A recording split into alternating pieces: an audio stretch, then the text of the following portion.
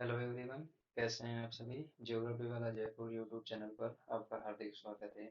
आज के इस सेशन में हम राजस्थान पब्लिक सर्विस कमीशन के जो लेक्चरर स्कूल एजुकेशन प्रतियोगी परीक्षा 2022 के जो रिजल्ट आ रहे हैं उनके बाद में जब आपकी काउंसलिंग प्रोसेस स्टार्ट होगी तो उसके डॉक्यूमेंट लिस्ट के संबंध में हम इस सेशन में चर्चा करेंगे कि आपको उस लिस्ट में कौन कौन से डॉक्यूमेंट आपके इम्पोर्टेंट है आपको काउंसलिंग के लिए चिन्हित करने हैं। तो जैसा कि आप सभी को पता है बायोलॉजी सब्जेक्ट का रिजल्ट आ चुका है। तो उसमें जो कैंडिडेट के रोल नंबर है उनको शुभकामनाएं, और जिनका अभी रिजल्ट वेटेड है, जिनका रिजल्ट अभी आने वाला है, उनको भी अग्रिम शुभकामनाएं। उम्मीद करते हैं आप सभी का नंबर आ जाए। ठीक है। तो आज के इस सेशन में जैसा कि आप सभी को पता है कि अभी रिजल्ट आ रहे हैं और जो सब्जेक्ट की जितनी पोस्ट हैं उनसे ज़्यादा कैंडिडेट को क्वालिफाई कर रहे हैं। तो ये provisional list of candidates for eligibility checking के लिए अ, इस लिस्ट को जारी कर रहे हैं। ठीक है, इसमें पात्रता की जांच है तो विचारित सूची है। ठीक है, तो एक बार लिस्ट सारे सब्जेक्टों का रिजल्ट आने के बाद में आपको आरपीएससी द्वारा अधिसूचना जारी की जाएगी और उसके बाद में आपकी काउंसलिंग प्रोसेस स्टार्ट होगी। तो उसमें आपको कौन कौन से डॉक्यूमेंट ले जाना है उसके रिगार्डिंग बात करेंगे। ठीक है, तो चलिए स्टार्ट करते हैं डिस्कशन। जिसमें आपका पहला इंपॉर्टेंट डॉक्यूमेंट है वो है मूल आवेदन पत्र। ठीक है, जिसमें आपने जो फॉर्म भरा था लेक्चरर स्कूल एजुकेशन के लिए, वो मूल आवेदन पत्र जिसमें फर्स्ट ग्रेड भर्ती के ऑनलाइन फॉर्म से रिगार्डिंग है। ठीक है, वो उसको ले जाना है आपको। और उसी के साथ में यदि आपने आय सर्टिफिकेट के संबंध में, यदि आपने फॉर्म भरते टाइम 2.5 लाख से कम का ऑप्शन चूज किया है तो आपको इनकम सर्टिफिकेट की जरूरत है। ठीक है, आपने फॉर्म भरा उस समय आपके पास दो ऑप्शन थे। ठीक है, एक तो 2.5 लाख से अधिक वाला ऑप्शन और दूसरा कम वाला ऑप्शन।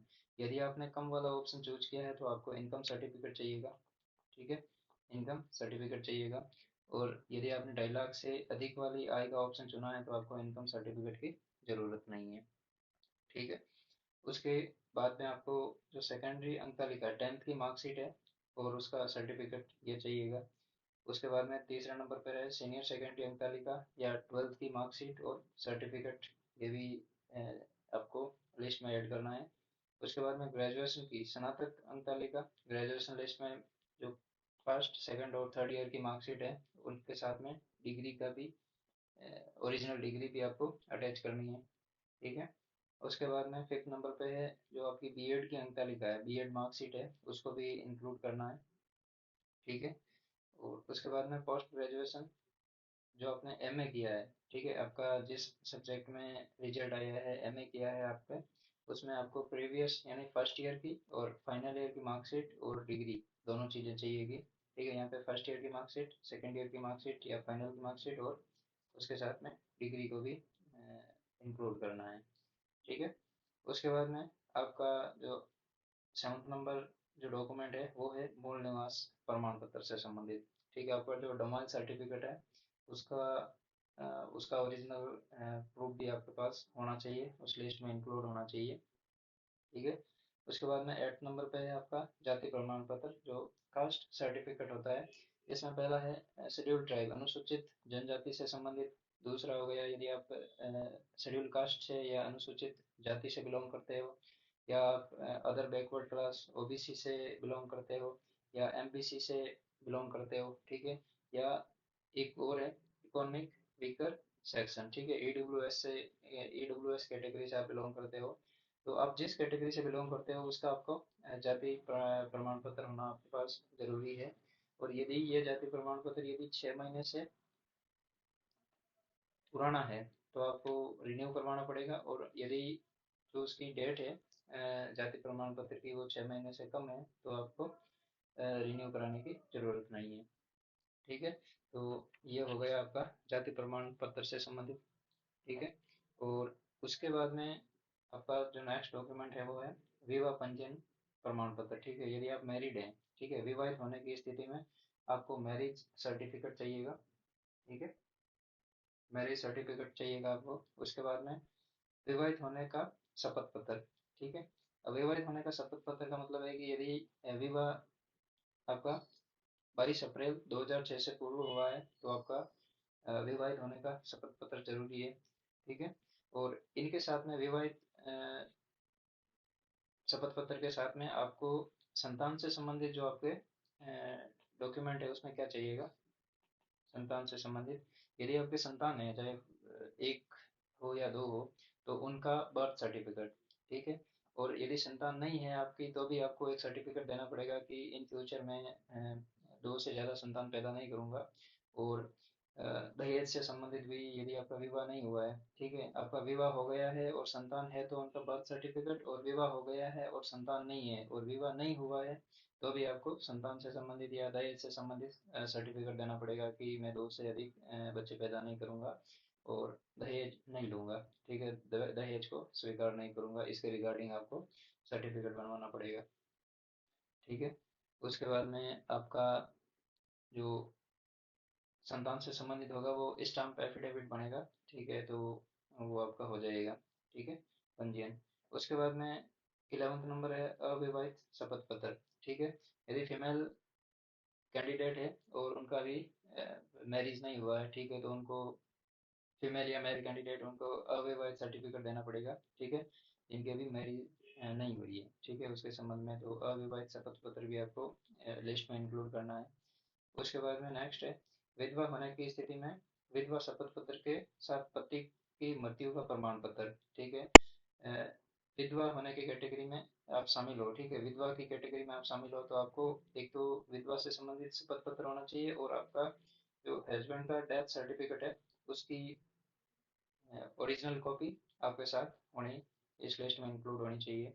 उसके बाद में आप परित्यक्ता हो और न्यायालय के निर्णय या सर्टिफिकेट का प्रूफ है आपके पास में और आपने फॉर्म भरते टाइम में इसकी कैटेगरी को चूज किया था तो आपको ये डॉक्यूमेंट भी अपने लिस्ट में इंक्लूड करना पड़ेगा। ठीक है।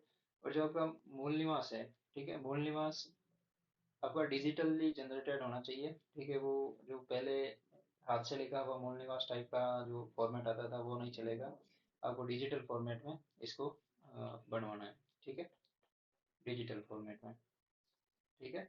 उसके बाद में नेक्स्ट है संतान संबंधी शपथ पत्र डिस्कस कर लिया था कि अ, उनसे संतान से संबंधित जो बर्थ सर्टिफिकेट है उसके बारे में।